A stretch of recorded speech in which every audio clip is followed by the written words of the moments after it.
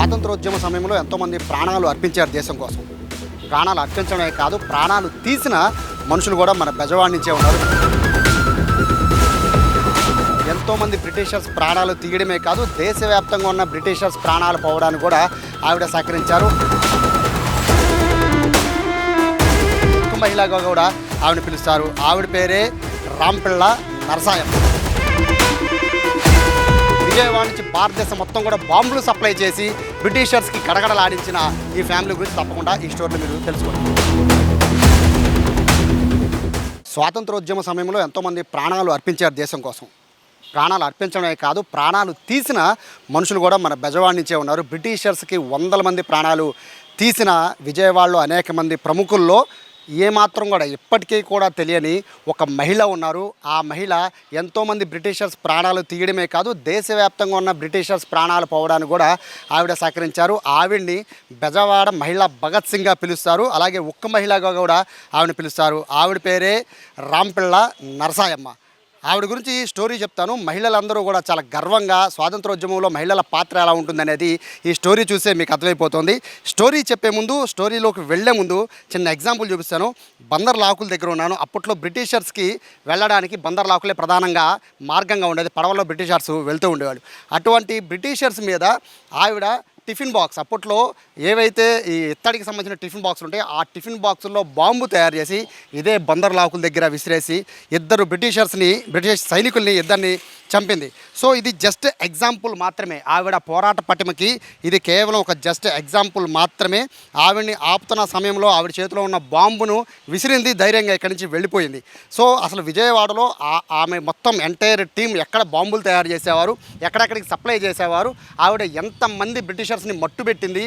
చివరికి ఆవిడకి స్వాతంత్ర ఉద్యమంలో స్వాతంత్ర సమర యోధురాలిగా పేరు దక్కకపోయినప్పటికీ కూడా వాళ్ళ ఫ్యామిలీ మొత్తం కూడా ఇప్పటికీ విజయవాడలో స్వాతంత్ర ఉద్యమంలో పాల్గొన్న వారిగా ఇప్పటికే మొత్తం విజయవాడ ప్రజలంతా కూడా గుర్తిస్తున్న నేపథ్యంలో రాంపిళ్ళ నరసాయమ్మ, అలాగే ఆమె భర్త రాంపిళ్ళ సూర్యనారాయణ, వీళ్ళిద్దరి గురించి ఖచ్చితంగా తెలుసుకోండి. విజయవాడ ప్రజలైతే మాత్రం 100% వీళ్ళ గురించి తెలుసుకోండి. ఎంతోమంది స్వాతంత్ర సమరయోధుల గురించి మీకు తెలుసు, కానీ విజయవాడలో పుట్టి పెరిగి విజయవాడ నుంచి భారతదేశం మొత్తం కూడా బాంబులు సప్లై చేసి బ్రిటిషర్స్కి గడగడలాడించిన ఈ ఫ్యామిలీ గురించి తప్పకుండా ఈ స్టోరీలో మీరు తెలుసుకోండి. రాంపిళ్ళ నరసాయమ్మ, రాంపిళ్ళ సూర్యనారాయణ వీళ్ళిద్దరు గురించి తెలియాలంటే ఫస్ట్ మీరు విద్యాధరపురం కొండల గురించి తెలుసుకోవాలి. మిల్క్ ఫ్యాక్టరీ ఆపోజిట్లో ఉన్న ఈ కొండల మీదకి నేను వచ్చాను. చాలా చరిత్ర కలిగిన కొండ ఇది.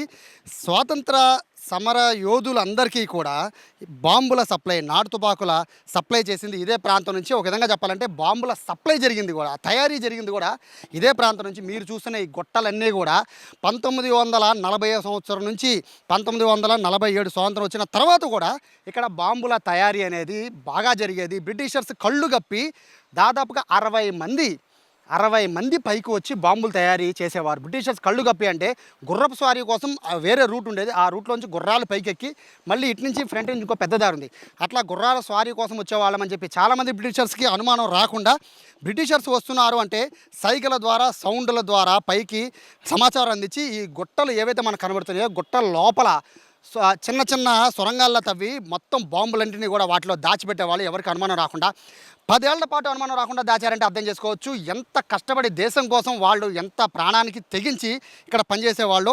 కేవలం స్వాతంత్ర ఉద్యమంలో పాల్గొన్న నాయకులు మాత్రమే కాదు, కాశీ నుంచి కన్యాకుమారి వరకు తీర్థయాత్రల పేరుతో ఒక పక్క రాంపిళ్ళ సూర్యనారాయణ ఈ బాంబులు అనేది బట్వాడా చేయడానికి వెళ్తున్నప్పుడు ఎప్పుడు వస్తారో కమ్యూనికేషన్ కూడా సరిగా లేని సమయంలో ఆ బాధ్యతను తీసుకున్నారు నరసాయమ్మ. ఆ తీసుకున్న వెంటనే మహిళలతో కలిసి దాదాపుగా 30-40 మంది మహిళలతో కలిసి ఇదే ప్రాంతంలో బాంబుల తయారీ స్వయంగా నరసాయమ్మ చేసేవారు. ఆవిడతో పాటు ఉన్న 40 మంది మహిళలు కూడా ఎప్పుడూ ఒక ట్రంక్ పెట్టి తెచ్చుకునేవాళ్ళు. దాంట్లో పట్టు చీరలు ఉండేవి. ఎవరు అడిగినా కూడా కిందకి వెళ్ళేటప్పుడు ఎదరో ఒక గుడి చూపించేవారు దండం పెట్టుకోవడానికని. తీర్థయాత్రల పేరుతో బాంబులన్నీ కూడా కింద పెట్టుకుని పైన పట్టు చీరలు కప్పేసి తీసుకువెళ్ళేవాడు. 3 రకాల బాంబులు ఇక్కడ తయారు చేసేవారని చెప్తున్నారు. అందులో మొదటిది నాటు బాంబులు, అందరికీ తెలిసిందే. రెండో బాంబులు వచ్చి అగ్గిపెట్టె బాంబులు. అగ్గిపెట్టెల్లో సరిపడే బాంబుని చిన్న బాంబులు తయారు చేసి ఇసిరేస్తే ఎవరికీ తెలిసేది కాదని చెప్తూ ఉండేవారు. మూడవది ఏదైతే ఇత్తడితో సంబంధించిన ఒక టిఫిన్ బాక్స్, లంచ్ బాక్స్ ఉంటాయి కదా, అట్లాంటి టిఫిన్ బాక్సుల్లో పూర్తిగా ఏదైతే బాంబులకి సంబంధించిన పదార్థాలంతా కూడా దాంట్లో పెట్టి విసిరేసేవాళ్ళు. సో ఇట్లాగా చెన్నైలో జరిగిన అసెంబ్లీ శాసనసభ సమావేశాలకు కూడా అట్లాగే కరెక్ట్గా స్వాతంత్ర ఏదైతే ఉద్యమము పీక్స్ మూమెంట్లో ఉందో 40 నుంచి 47 వరకు ఆ మూమెంట్లో వెళ్ళి ఏదైతే ఈ రాంపల్ల సూర్యనారాయణ అండ్ టీం వాళ్ళు వెళ్ళి నేరుగా శాసనసభలో పొగబాంబులు కూడా విసిరేసిన పరిస్థితి ఇదంతా కూడా చరిత్ర చెప్తోంది. సో ఇక్కడున్న ప్రజలకు చాలామంది తెలియకపోవచ్చు, బట్ వీళ్ళ ఫ్యామిలీ గురించి చాలామంది తెలియకపోవచ్చు. కానీ సయ్యద్ అప్పలస్వామి కాలేజీ గురించి అందరూ తెలుసు కదా. సయ్యద్ అప్పలస్వామి అనేది ఇదే కొండల మీద జంతు సంచారం ఎక్కువ ఉన్న సమయంలో ఎలుగుబంట్లని సైతం ఆయన వాటన్నింటిని తరిమి కొట్టేవాడు. అప్పటి నుంచి సయ్యద్ అని బిరుదిచ్చి అప్పలస్వామికి అప్పటి నుంచి కూడా చాలా పెద్ద పేరు ఉండేది, హిమాలయాలకు లీడర్లుగా కూడా. అటువంటి ఫ్యామిలీ నుంచి వచ్చిన వీళ్ళు అదే పందాన్ని కొనసాగించారు, స్వాతంత్రోద్యమంలో కీలకంగా మారారు. విజయవాడ చరిత్ర, స్వాతంత్ర సమర యోధులకి సంబంధించి చరిత్ర మాట్లాడుకుంటే పోరాటంలో పాల్గొన్న వాళ్ళు మాత్రమే కాదు, పోరాటాన్ని ముందున్న నడిపిన వాళ్ళు, ఎంతోమంది బ్రిటిషర్స్కి బాంబులో దాడిలో గాయపడి ప్రాణాలు కోల్పోయిన వాళ్ళలో కాశీ నుంచి కన్యాకుమారి వరకు అందజేసిన బాంబుల సప్లై జరిగిన ప్రదేశం ఇది. ఈ ప్లేస్లో నుంచి కొన్ని వేల బాంబుల్ని బట్వాడా చేసేవాళ్ళు, మూడో కంటికి తెలియకుండా బట్వాడా చేసేవాళ్ళు. అదే క్రమంలో మొదట్లో మనం చెప్పుకున్న ఏదైతే మనకు బందర్ లాకులు ఉందో ఆ లాకుల దగ్గర కూడా అలాగే బట్వాడా చేస్తున్న టైంలో అడ్డుకుంటే ఆవిడ బాంబుని ఇసిరేసి అక్కడి నుంచి తప్పించుకుని పారిపోయారు. ఇద్దరు చనిపోయారని చెప్తారు. జస్ట్ మనకు తెలిసిన సమాచారం ఇద్దరు. బట్ ఇలా చెప్పుకుంటూ పోతే ఎంతమంది బెజవాడ గడ్డ మీద నుంచి, బెజవాడ కొండ మీద నుంచి బాంబుల తయారీలో ప్రాణాలు కోల్పోయి ఉంటారు అర్థం చేసుకోవచ్చు. ఫైనల్గా స్వాతంత్రం వచ్చాక కూడా వీళ్ళు కామ్గా లేరు. స్వాతంత్రం ఉద్యమం వచ్చిన తర్వాత స్వాతంత్రోద్యమంలో కూడా ఆవిడ విజయవాడ సబ్ జైల్లో ఉద్యమానికి ముందు 10 ఏళ్ళు, దాదాపుగా 10 రోజుల పాటు సబ్ జైల్లో ఉన్నారు. అప్పటికి రెండో బాబు కేవలం 6 నెలల వయసు. ఆ వయసులో కూడా ఆవిడ జైల్లో ఉండి ఉద్యమాన్ని నడిపిన పరిస్థితి. సో ఆవిడ బయటకు వచ్చాక అప్పటి వరకు కూడా భారతదేశంలో అన్ని ప్రాంతాలకి స్వాతంత్రం వచ్చినా కొన్ని ప్రాంతాలకి స్వాతంత్రం రాలి, అందులో గోవా, పాండిచ్చేరి. ఈ రెండింటి స్వాతంత్రం కోసం ఆవిడ పోరాడుతూ గోవాలో కూడా అనేక ధర్నాల్లో ఉద్యమాల్లో పాల్గొని అక్కడ కూడా ఈ బాంబులన్నీ కూడా ఆవిడ విసిరేశారని చెప్తున్నారు. ఆ మూమెంట్లో ఆవిడని జైల్లో పెట్టారు. అప్పుడు ఆవిడికి 9వ నెల గర్భవతి, 3వ కాన్పు. చాలా క్రిటికల్ కండిషన్లో ఆవిడని నేరుగా హాస్పిటల్లో ఉన్న ఆవిడని తీసుకెళ్ళిపోయి జైల్లో పెట్టారు. జైల్లో పెట్టిన 6వ రోజే జయప్రకాష్ నారాయణ 3వ కుమారుడు ఆయన్ని జైల్లో కన్నారు. 6 నెలల పాటు పసిబిడ్డతో జైల్లో ఉన్నారు నరసాయమ్మ. సో ఇంత గొప్ప ఫ్యామిలీ గురించి విజయవాడలో చాలా తక్కువ మందికి తెలుసు. వాళ్ళు కూడా ప్రచారానికి చాలా దూరంగా ఉండేవాళ్ళు. రీసెంట్గానే ఆవిడ మరణించారు. 98 ఏళ్ళు 99 ఏళ్ళ వయసులో ఆవిడ మరణించడం కూడా జరిగింది. ఇప్పుడు ప్రస్తుతానికైతే ఆయన కుమారుడు ఆవిడ మొత్తం ఎవరైతే రాంపెళ్ళ సూర్యనారాయణ అండ్ నరసాయమ్మ ఉన్నారో వాళ్ళకి సంబంధించిన నలుగురు పిల్లల్లో మూడో కుమారుడు ప్రస్తుతం జయప్రకాష్ ఇక్కడే ఉంటున్నారు. ఈ సయ్యద్ అప్పలస్వామి కళాశాలని ఆయన చూసుకుంటున్నారు. సో ఆయన దగ్గరికి వెళ్దాం, ఎలా ఉండేది, ఎలా ఆవిడ పోరాటాలు పాల్గొనేది ఆయన అడిగి మరిన్ని వివరాలు తెలుసుకుందాం. 9 నెలల ప్రెగ్నెంట్ అని చూడకుండా గోవా జైల్లో పెట్టాక నరసాయమ్మ గారు అక్కడే జయప్రకాష్ గారిని కన్నారు. 3వ సంతానం నరసాయమ్మ గారికి. సో జయప్రకాష్ గారు ఉన్నారు సార్, నమస్తే. యాక్చువల్గా గోవా జైల్లో మీరు పుట్టారు అని చెప్తున్నారు కదండి, మీకు అంటే మీ అమ్మగారు ఏం చెప్పేవాళ్ళు? స్వతంత్రోద్యమం 1947లో వచ్చింది భారతదేశానికి. హైదరాబాదు 1948లో వచ్చింది. గోవా, పాండిచేరి కొన్ని దీవులకి 63లో వచ్చింది స్వతంత్రం. ఆ టైంలో వీళ్ళు బాంబులు బట్వాడా చేస్తున్నప్పుడు గోవాలో పట్టుబడి, అంటే నాన్నగారు, అమ్మగారు, వాళ్ళ పరివారం వీళ్ళందరూ కూడా అక్కడ అరెస్ట్ కాబడ్డారు. అప్పటికే ఈవిడ ప్రెగ్నెన్సీతో ఉంది. ఆ టైంలోనే అక్కడ 6 నెలలు 10 రోజులు అని చెప్పేది మదరు. 6 నెలలు 10 రోజులు అక్కడ జైల్లోనే ఉన్నావు నువ్వు మాతో పాటు అని చెప్పి. సరే, ఇప్పుడేంటంటే అది కొద్దిగా జైల్లో ఉన్నాడు, జైల్లో ఇదంతా అంటే కాస్త షై ఫీల్ అయ్యేవారు. తర్వాత మా మదర్ కూడా వాళ్ళ పుట్టింటి వాళ్ళు వ్యాపారస్తులు ఫ్యామిలీ నుంచి వచ్చింది ఆవిడ. మా నాన్నగారేమో మేనమామ, అంటే మా నాన్నగారు అక్కగారి కూతురు మా అమ్మ. ఈ రిలేషన్ ఉండడం వల్ల చిన్న వయసులోనే పెళ్ళిళ్ళు చేయడం ఇవన్నీ చేసేవారు. తర్వాత నాకన్నా పెద్దది మా అక్క గౌరీబాయి, తర్వాత ఏమో దుర్గాప్రసాద్ స్వామి, తర్వాత నేను, నా పేరు రాంపల్లి జయప్రకాష్, మా తమ్ముడు గౌరీ శివశంకర్. మేము 9 సంతానం. నలుగురు. సో అంటే మీ పేరు వెనుక కూడా లోకమాన్య అని అంటే ఆ చరిత్ర ఏంటి సార్, అంటే ఆ పేరుకి సంబంధించి? అంటే జయప్రకాష్ అంటే ఈయన సోషలిస్ట్ పార్టీ లీడరు. మా ఫాదరు రెవల్యూషన్ సోషలిస్ట్ పార్టీలో పనిచేసేవారు. ఉద్యమకారుడు అవడం వల్ల జయప్రకాష్ నారాయణ పేరు పెట్టాలన్నది ఆయన ఐడియాతోనే జయప్రకాష్ అని నాకు, నా భార్యకి, అంటే మా అక్క కూతురునే చేసుకున్నా మేనర్కం, నేను కూడా. నా భార్యకేమో భారతి అని పేరు పెట్టారు. బై బర్త్లోనే మేము పుట్టగానే ఈయన జయప్రకాష్, ఆవిడ భారతి అని పేరు పెట్టారు. అలా మ్యాచింగ్ అలా కుదిరింది. ఇది ఆయన ఐడియాస్ ప్రకారంగానే ఈ పేర్లు పెట్టడం అనేది జరిగింది. అంటే మా అమ్మ నాన్న ఇద్దరు కలిసి అలాగే చేశారు. ఈ స్వతంత్రోద్యమం టైంలో వీళ్ళు ఇంటి పట్టున ఎప్పుడు కూడా ఉండేవారు కాదు. బయట ఏదో పుణ్యక్షేత్రాలు దర్శనానికి అని చెప్పి అప్పుడులో ట్రంక్ పెట్లు ఉండేవి. ఇప్పుడంటే సూట్ కేసులు వచ్చినాయి కదా, ఆ ట్రంక్ పెట్లలోనే ఈ బాంబులు కానీ పిస్టల్స్ కానీ దాని మీద పట్టు చీరలు ఇవన్నీ కూడా వేసి పెద్ద పెద్ద ట్రంక్ పెట్లు అని చెప్పేవారు. అది అంటే చానాలు అవి కూడా ఉన్నాయి. అవన్నీ తీసుకొని ఆ యాత్రలకు వెళ్ళి ఆ యాత్రలో వీళ్ళు దేవాలయం దర్శనానికి ఆడవాళ్ళందరినీ దేవాలయం దర్శనానికి పంపించి వీళ్ళేమో ఆ డెలివరీ ఇవ్వడానికి అని చెప్పి వీళ్ళు వెళ్ళి ఆ డెలివరీ ఇచ్చి వస్తుండేవారట. ఒకసారి అరెస్ట్ అయినా కూడా తప్పించుకొని వచ్చిన సందర్భాలు కూడా చాలా ఉన్నాయి. అది యూపీలో కానీ తర్వాత రాజస్థాన్లో కానీ ఇలాగ కొన్ని ప్రాంతాలు చెప్పారు. అక్కడ చాలా చాకచక్యంగా అక్కడ దొరికినప్పుడు కూడాను తప్పించుకొని బయటకు వచ్చేవాళ్ళం. ఈ విధంగా జరిగేదని చెప్పి మొట్టమొదటి మాకేం తెలిసేది కాదు. ఏదో యాత్రలుగా రమ్మని చెప్తే సరే వెనకాల వెళ్ళేవాళ్ళం. మీరు పుట్టాక కూడా ఎందుకని బట్వాడా చేసేవాడు బాంబులన్నీ?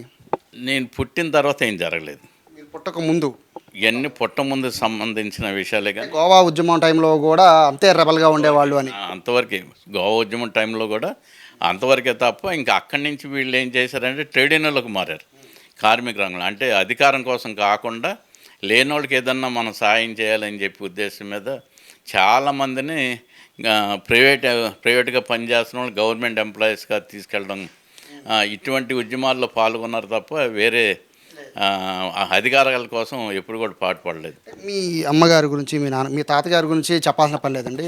సయ్యద్ అప్పల్ స్వామి అంటే అసలు మొత్తం కూడా అందరికీ బాగా ఫేమస్. సో ఇట్లా మీ అమ్మగారు మీ నాన్నగారు స్వాతంత్రోద్యమంలో ఇంత పోరాడి దేశం మొత్తం బాంబులు సప్లై చేసి ఎంతోమంది బ్రిటిషర్స్ని గడగడలాడించిన వాళ్ళలో మీ పేరెంట్స్ కూడా ఉన్నారు. చాలా అదృష్టం చేసుకుంటే తప్ప ఇట్లాంటి ఉండదు. సో ఏం చెప్పేవారు మీకు ఆ ఉద్యమాల గురించి కానీ లేకపోతే వాళ్ళ పోరాటాల గురించి కానీ ఏమైనా చెప్పేవారు, మీతో మాట్లాడేవారా? అసలు ఈ పోరాటాలు ఉద్యమాల గురించి నాన్నగారు కానీ అమ్మగారు కానీ అసలు ఎప్పుడు కూడా ఈ ప్రస్తావన ఎత్తేవారు కాదు.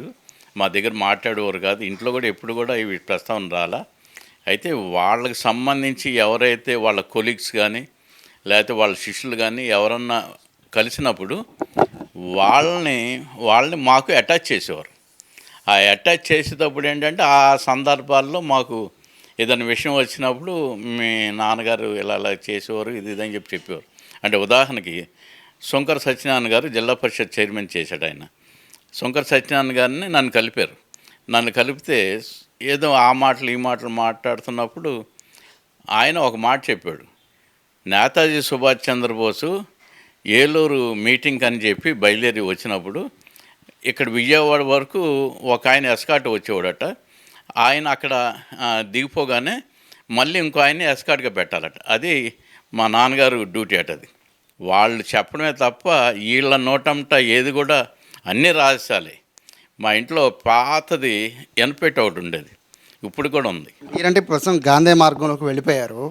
బట్ ఇట్లా స్వాతంత్ర సమరయోధుల పిల్లలు మేము అని మీరు చెప్పుకోవడం, పైగా మీరంతా కూడా పూర్తిగా రెబల్, మీ తల్లిదండ్రులు రెబల్గా ఉన్నారు, అంతా కూడా నేతాజీ భగత్ సింగ్ ఆ శైలిలో మీరు గాంధీజీ సిద్ధాంతాన్ని మీరు నమ్ముతున్నారు.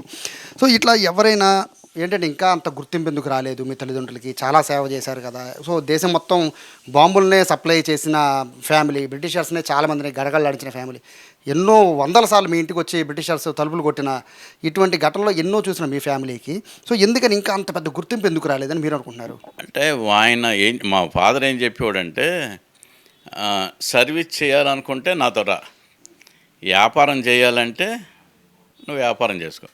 అంటే మేమే చెయ్యొద్దని మేమే చెప్పట్లా, నువ్వు మాతో తిరగకూడదు, కండిషన్. నువ్వు వ్యాపారం అంటే డబ్బులు సంపాదించాలనుకునేటట్టయితే వ్యాపారంలోకి వెళ్ళిపో, మాకేం అభ్యంతరం లేదు. సర్వీస్ చేయాలంటేనే మాతో రా, మాతో తిరుగు, అంతే తప్ప అంటే ఇలా కుదరదు అని చెప్పి మాతో గట్టిగా చెప్పడంతో మేము ఇంకా అక్కడ కట్ అయిపోయాం. సరే మేము ఏదో వ్యాపారం చేస్తాం, నాకు ఆడపిల్లలు ఉన్నారు కదా, సరే నేనేది చేసుకుంటా అని చెప్పి ఇక వ్యాపారంలో పడ్డాం. అది అంత గుర్తింపు ఎందుకు రాలేదు? మీ అంటే వాళ్ళు సీక్రెట్గా నడుపుతున్నారు అన్ని విషయాలు కూడా. సో మీ విషయంలో కూడా అంటే రేపు వాళ్ళ స్వతంత్ర సమర యోధులు కాబట్టి వాళ్ళకి సంబంధించిన గవర్నమెంట్ చాలా చేస్తుంది అట్లాంటి వాళ్ళందరికీ. సో పెన్షన్ కూడా వద్దని, నాకు పెన్షన్ కూడా అక్కర్లేదని చెప్పిన ఏకైక పర్సన్స్ వీళ్ళే అని కూడా అంటూ ఉంటారు. దాని గురించి అని ఇప్పుడు చెప్పారు మీకు? దాని గురించి కూడా ఎప్పుడేం చెప్పలేదు. అయితే ఆయన కలెక్టర్ గారు స్వతంత్ర సమరయోధుల సన్మానం అని చెప్పి ఇన్వైట్ చేసినప్పుడు కొంతమంది స్వతంత్ర సమరయోధులు అందరూ కూడా అక్కడ గ్యాదర్ అయ్యారు. ఆ గ్యాదర్ అవడంలో ప్రతి ఫ్రీడమ్ ఫైటర్కి సన్మానం చేశారు. ఒక శాలువా కప్పి ఒక మెమోంటో ఇచ్చారు. మా ఫాదర్కి ఇవ్వలే. ఎందుకు ఇవ్వలేదంటే అందరూ అడిగారంట, ఏమండి మరి సునాన్ గారికి ఇవ్వలేదంటే మళ్ళీ లిస్ట్ చూసి సునాన్ గారి పేరు లేదండి అని. అప్పుడు లాస్ట్లో ఏదో తర్జుమా భజనలు పడుతూ, ఏమంటే మీరు పెన్షన్ తీసుకుంటున్నారా అంటే లేదు తీసుకోవట్లేదు. పెన్షన్ తీసుకోకపోతే మీరు ఫ్రీడమ్ ఫైటర్ కాదండి. ఎవరైతే ఫ్రీడమ్ ఫైటర్ అయితే పెన్షన్ తీసుకుంటారో ఆయనే ఫ్రీడమ్ ఫైటర్ కింద మేము అంటే గవర్నమెంట్ ఆర్డర్స్ ఇవి కనుక మిమ్మల్ని మేము గుర్తించట్లేదు అంటే ఈ ఫ్రీడమ్ ఫైటర్స్ అందరూ కూడా వాళ్ళకి ఇచ్చిన మెమోంటోరు కానీ శాలువ కానీ అక్కడ పడేసి సరే అండి మేము వెళ్ళిపోతున్నాం. ఎందుకంటే ఆయన మా గురువు, ఆయన నాయకత్వంలో మేము అందరం పనిచేసాం. ఇప్పుడు ఆయనకే లేదంటే ఇక మేము కూడా ఫ్రీడమ్ ఫైటర్ కాదన్నట్టే కదా అంటే అప్పుడు మళ్ళీ బతిమాలి కూర్చోబెట్టి ఇప్పుడు కానీ అప్లై చేసుకోండి మీ సబ్జెక్ట్ జిన్నాను కదా అని చెప్పి అది కూడా ఈయన వాళ్ళ ఫ్రెండ్స్ పెట్టించుకొని అప్లికేషన్ ఆయన సబ్మిట్ చేసి వస్తే ఫాదర్ కానీ మదర్ కానీ అప్పుడు పెన్షన్ రావడం జరిగింది. మేము ఇంత కష్టపడిన ఫ్యామిలీ సో ఇలా చేశారు కదా. సో ఈ రాబోయే జనరేషన్ అంతా కూడా ఎవరికి వాళ్ళు స్వార్థంగా వెళ్ళిపోతున్న పరిస్థితి, దేశం రాష్ట్రం సొంత ఊరును కూడా పట్టించుకునే పరిస్థితిలో ఉన్నారు. సో అలాంటి వాళ్ళందరికీ మీ తల్లిదండ్రులు చాలామందికి ఆదర్శంగా ఉంటారు, మహిళలు కూడా ముఖ్యంగా. సో ఏం చెప్తారు అలాంటి వాళ్ళందరికీ, యూత్కి ఏం చెప్తారు మీరు? అంటే మనం వాస్తవంగా చెప్పాలంటే ఒకరికి సందేశం ఇచ్చి మనం తయారు చేసేంత పరిస్థితి అయితే ఇవాళ భారతదేశంలో లేదు. ఎవరన్నా సరే స్వతంత్రంగా ఐడియాస్ వచ్చి మనం కూడా దేశానికి ఏదన్నా చేయాలని చెప్పి వాళ్ళు చెయ్యాలి. ఇప్పుడు నాకు ఎవరు నన్ను ప్రేరేపించలే. నేను మహాత్మా గాంధీ దేశాలు ప్రవేశపెట్టా. అక్కడ ఆ ఉద్యమంలో ఏంటంటే ఆ ఆర్గనైజేషన్లో ఏంటంటే కులాలకి మతాలకి అతీతంగా ఉండాలి, సర్వమాన సమానత్వం ఉండాలి అనేది కాన్సెప్ట్. ఆ కాన్సెప్ట్తోనే మేము 21 రోజులు 23 రోజులు గాంధీ గారు ఉప్పు సత్యాగ్రహం టైంలో దీక్ష చేసిన ఆ డేట్స్ని మేము తీసుకొని ఆ డేట్స్ ప్రకారంగా వీళ్ళకి స్టూడెంట్స్కి, అది కూడా ఎవరు పడితే వాళ్ళ కాదు, ఎవరైతే కాలేజీలో చదువుకుంటున్న స్టూడెంట్స్ వరకు దేశంలో ఇవ్వడం స్టార్ట్ చేసాం. అది ఇచ్చిన తర్వాత ఉప్పులూరు మల్లికార్జున శర్మ గారు అని ఆయన కూడా గాంధీవాది, వాళ్ళ ఫాదర్ ఫ్రీడమ్ ఫైటర్. ఆయన ఒక ఐడియా ఇచ్చాడు, గాంధీ టెంపుల్ కడితే బాగుంటుంది, భవిష్యత్తులో షిరిడి సాయిబాబాలాగా గాంధీ గారు కూడా దేవుడు అవుతాడు కనుక అది నువ్వు చేయకూడదా అని చెప్పి అంటే సరే అప్పుడు నేను కూడా ఒకసారి స్టడీ చేసి మా వాళ్ళతో కూడా అంటే మేము అంటే మా వర్గం అంతా కూడా విప్లవ వీరులతో సావాసం కనుక మరి ఏమంటారని చెప్పి వాళ్ళ సలహాలు కూడా తీసుకోవాలి కనుక నేను వాళ్ళని కూడా అడిగా, మరి ఇలాగ అనుకుంటున్నాం చెయ్యాలని, మరి మనకేమైనా అభ్యంతరమా, చెయ్యొచ్చా చేయకూడదా అని చెప్పి అంటే మంచి పని ఏదైనా సరే ఎవరిని సలహా అక్కర్లా, నీ మనసు నచ్చింది చేసేయి, అందులో ఏం తప్పు, నువ్వు చేసే మంచి పనే కదా, ఇందులో వ్యక్తులు అనేది నథింగ్. వాళ్ళు అయితే మీరు గాంధీ మార్గాన్ని ఎంచుకొని ఇప్పుడు అదే మార్గంలో నడుస్తున్నారు, మీ పిల్లలు కూడా అదే చెప్తున్నారు, గాంధీ మార్గాన్ని రైట్ చెప్తున్నారు. సో ఇది యాక్చువల్గా ఇప్పుడు జయప్రకాష్ గారు కానివ్వండి, లేకపోతే వెనకాల కనబడుతున్న వాళ్ళ తల్లిదండ్రులు ఇద్దరు కూడా ఈ పేరుకి అంటే ఇక్కడ మనకి దేశంలో ఎట్లా ఉంటుంది అంటే గుర్తింపు అనేది కోరుకుని చేసే యాజిటేషన్స్ ఈ రోజుల్లో ఉంటే గుర్తింపుతో పని లేకుండా దేశం కోసం మాత్రమే ప్రాణాలు అర్పించేంత పరిస్థితి అనేది ప్రస్తుతము ఒకానొక టైంలో అంటే 1947కు ముందు జరిగేది. దానికి ప్రత్యక్షంగా విజయవాడ నుంచి ఎంతోమంది ఈ స్వాతంత్రోద్యమంలో పాల్గొని ప్రాణాలు అర్పించిన వాళ్ళు ఉన్నారు. బట్ ఎవరైతే సూర్యనారాయణ గారు కానివ్వండి లేదా నరసాయమ్మ గారు కానివ్వండి, వీళ్ళిద్దరూ కూడా దేశం మొత్తం కూడా బాంబులను సప్లై చేసి బ్రిటిషర్స్ని గడగడలాడించి ఎంతోమంది ప్రాణాలు పోవడానికి కారణమయ్యారు. ఇందుట్లో ప్రధానంగా సూర్యనారాయణ గారు అయితే పూర్తిగా నేతాజీ సుభాష్ చంద్రబోస్ అడుగుజాడలో నడుస్తూ ఆయనతో ఫాలోవర్గా ఉంటూ ఆయనతో పాటు కలిసి వస్తే బెజవాడలో మహిళా భగత్ సింగ్గా పేరున్న నరసాయమ్మ గారు మాత్రం చాలామంది మహిళలకి ఇంట్లో ఉంటే కాదు దేశం కోసం మీ సొంత ఊరు కోసం ఏదన్నా చేయండి అని చెప్పి ఆవిడ కూడా భర్తతో పాటు అడుగుజాడలో నడిచి ఆవిడ కూడా ఎన్నో ఈ బాంబుల తయారీ దగ్గర నుంచి సప్లై వరకు అంతా కూడా ఆవిడ దగ్గర నుంచి చూసుకున్న పరిస్థితి. సో ఇటువంటి వాళ్ళంతా కూడా ఆదర్శంగా నిలవాల్సిన వాళ్ళు. స్వాతంత్ర సమరయోధులు అంటే కేవలం 10 మందో 20 మందో కాదు, కొన్ని లక్షల మంది ప్రాణ త్యాగం, ఆస్తుల త్యాగం చేస్తే వచ్చింది మనకి స్వాతంత్రం. కాబట్టి ఈ 80వ స్వాతంత్ర దినోత్సవం సందర్భంగా బెజవాడకి సంబంధించిన ఉక్కు మహిళ నరసాయమ్మ గురించి, అలాగే ఏదైతే మనకి నేతాజీ సుభాష్ చంద్రబోస్ అనుచరుడిగా గుర్తింపు పొందిన సూర్యనారాయణ గురించి ప్రత్యేక కథనం ఇది. కెమెరా పర్సన్ కృష్ణతో సాయి, సుమన్ టీవీ, విజయవాడ నుంచి.